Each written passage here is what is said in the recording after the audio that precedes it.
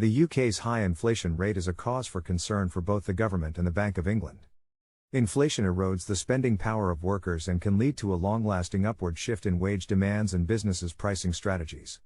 This, in turn, can fuel inflation further, creating a vicious cycle. Food and non-alcoholic beverages are particularly affected by inflation, with prices rising sharply in March. Biscuits and cakes are among the main culprits, with prices increasing by over 19% in the year to March.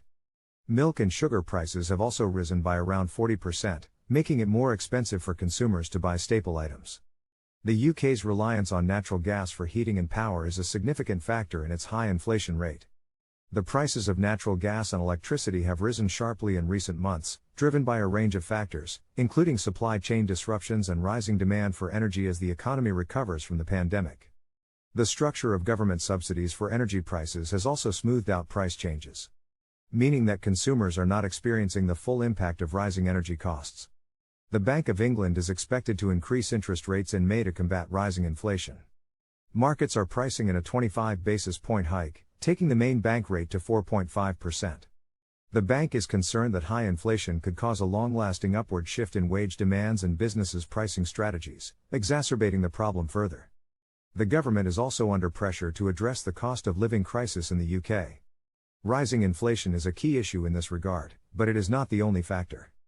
Many workers are experiencing low pay, with wages failing to keep up with the cost of living. The UK's housing crisis is also contributing to the cost of living problem, with high rents and property prices making it difficult for many people to afford a decent standard of living. To tackle these issues, the government will need to take a range of measures. It may need to increase support for low-income households, such as through targeted subsidies or tax credits. It may also need to take action to address the housing crisis, such as by increasing the supply of affordable housing or introducing rent controls. Addressing the underlying factors driving inflation will also be crucial. This may include taking steps to reduce the UK's reliance on natural gas for heating and power, such as by investing in renewable energy sources. It may also involve revisiting the structure of government subsidies for energy prices, to ensure that consumers are more directly exposed to changes in energy costs. Overall, tackling inflation and the cost of living crisis in the UK will require a coordinated effort from both the government and the Bank of England.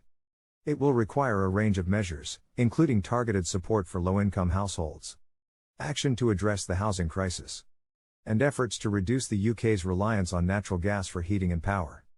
If successful, these measures could help to ease the pressure on consumers and reduce the risk of a long-lasting inflation problem in the UK. Thanks for watching.